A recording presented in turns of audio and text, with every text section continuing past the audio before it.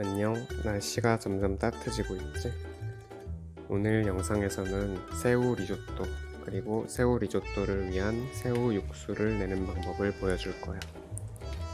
토마토가 들어간 새우 육수를 비스크라고도 많이 하는데, 요리사들 사이에서도 비스크라는 말로 새우 육수를 부르기도 하지만, 엄밀하게 따지면 비스크는 조금 졸인 새우 육수에 전분과 크림을 넣어 만든 살구색 수프야. 새우, 토마토, 타임, 월계수잎 등이 들어가서 지중해가 연상되는 이번 새우 리조또. 따뜻해지는 날씨와 어울릴 것 같지 않아? 자, 리조또의 제일 중요한 육수부터 시작해볼게. 먼저 올리브유에 새우 껍질이랑 머리를 볶을 거야. 강불로 달궈진 기름에 넣은 후에 중불로 줄여서 빨간색을 내주는 거야. 나는 생새우 20마리의 껍데기를 사용했어. 이걸로 리조또 2인분의 육수가 만들어질 거야. 꼭 생새우 껍질로 해야지 맛있는 육수가 만들어져. 비스크 육수는 새우뿐만 아니라 갑각류로 다 만들 수 있어. 랍스터, 게, 큰 새우, 작은 새우 다. 더 강한 향을 위해서 껍질뿐만 아니라 살까지 통째로 넣기도 해. 이런 경우엔 먹기에는 너무 작은 게를 주고 써. 중불에 머리와 껍질을 볶는 동안 육수에 넣을 대충 썬 양파와 대충 다진 마늘, 그리고 가능하면 대충 썬 토마토도 준비해줘. 나는 냉장고 털기 중이었어서 토마토는 없고 대신 토마토 페이스트를 많이 넣었어. 이때 급하게 한국행 결정을 하고 나서 냉장고를 비우고 있었거든. 토마토는 이 정도 양이면 2개를 넣으면 돼. 너무 달라붙는 것 같을 때는 이렇게 불 밖으로 잠깐 빼서 긁어내. 머리와 껍질이 빨갛게 변했으면 이때 준비한 채소 그리고 토마토 페이스트를 넣고 좀 더 볶아줘. 토마토 페이스트에 산미를 좀 날려주는 거야. 토마토 페이스트는 잘 타니까 조심. 약 2-3분간 더 볶았으면 화이트 와인을 부어서 바닥에 붙은 것을 긁어주고 조금 졸여줘. 나는 토마토가 없다 보니까 토마토 향이 부족한 것 같아서 페이스트를 좀 더 넣고 볶았어. 이제 물을 건더기의 높이만큼 부어서 강불로 끓는 점까지 가열해줘. 끓는 것을 기다리는 동안 리조또에 넣을 잘게 썬 양파를 준비했어. 이렇게 써는 것을 프랑스어로 시즐레라고 해. 양파 대신 샬롯을 쓰면 더 좋아.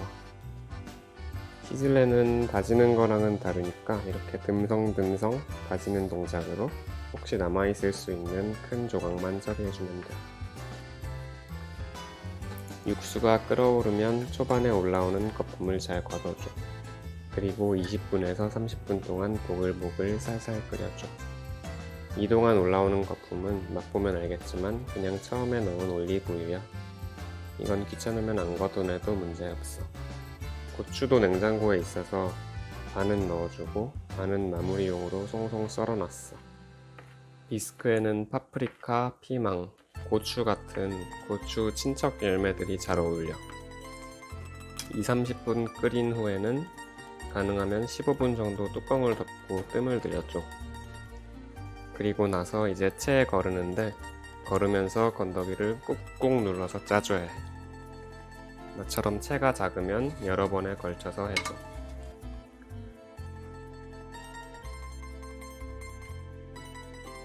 남은 건더기는 물에 한 번 더 우려내서 다음 갑각류 육수에 물 대신 쓸 수도 있어. 나는 버렸어. 이제 육수가 준비됐으니까 리조또를 할 수 있겠지? 리조또를 만들 때 중요한 점 중에 하나는 육수를 항상 뜨거운 상태로 유지하는 거야. 가능하다면 보글보글 살살 끓는 상태로. 나는 육수를 다시 한번 끓여야 했어. 육수는 미리 해놨던 거라서 식어 있었거든. 끓이는 동안 새우 8마리의 내장을 뺐어. 새우 등은 칼이 살짝만 지나가면 열려. 이 중에서 2마리는 꼬리 껍질을 조심스럽게 빼줘. 나는 1마리만 제대로 빠졌네. 이 2마리는 리조또의 새우 향을 더 돋궈주기 위해서 다져서 넣을 거야. 아까 육수는 항상 보글보글 해야 한다고 했지? 문제는 나는 화구가 하나만 작동해.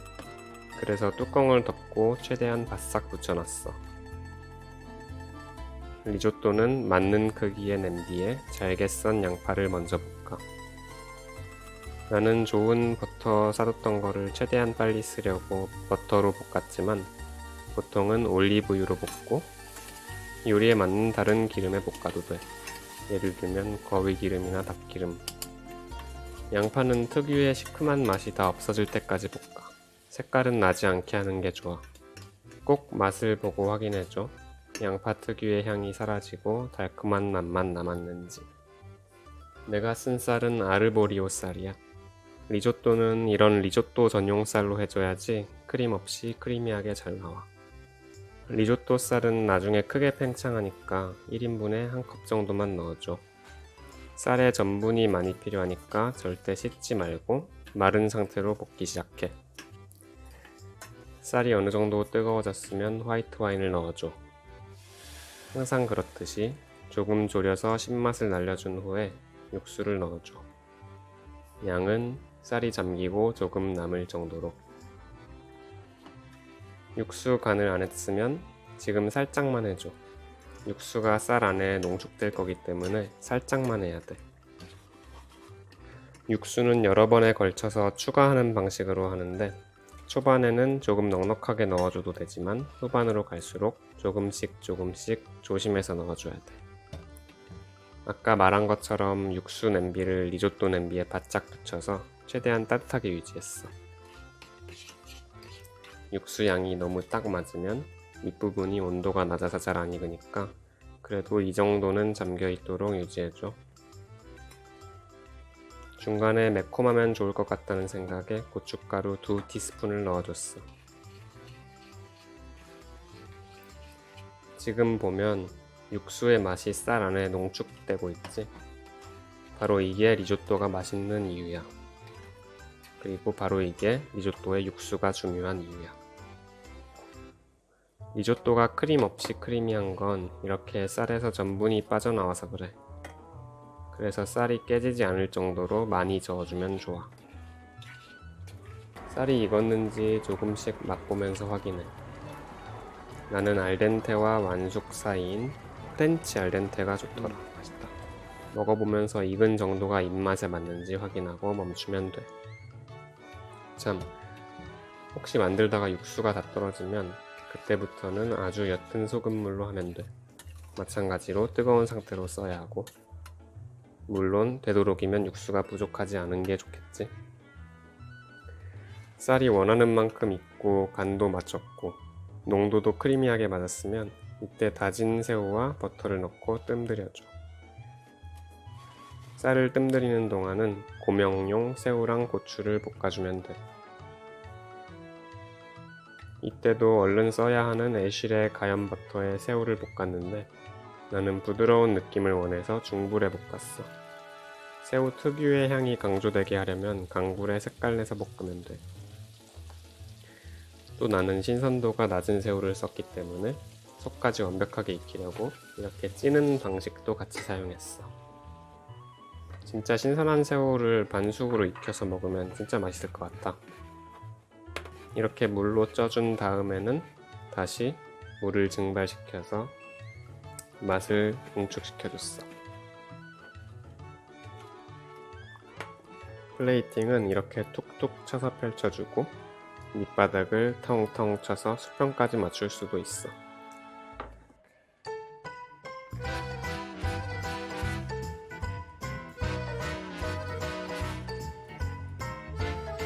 우리 문화에서는 어색하지만 서양에서는 리조또를 포크로 먹더라. 근데 납작한 그릇에 먹으니까 둥그렇게 생긴 숟가락보다 납작하게 생긴 포크가 더 편할 것 같긴 해. 역시 20마리어치의 육수를 8마리어치의 리조또에 넣으니까 새우향이 충분하게 느껴져서 맛있더라. 매운맛은 너무 강하지 않고 남부 유럽을 연상시켜줄 정도? 녹음하면서 보는데 또 먹고 싶다. 이 영상이 재밌었으면 좋아요 눌러주면 고맙겠고 아직 구독 안 했다면 구독 부탁할게.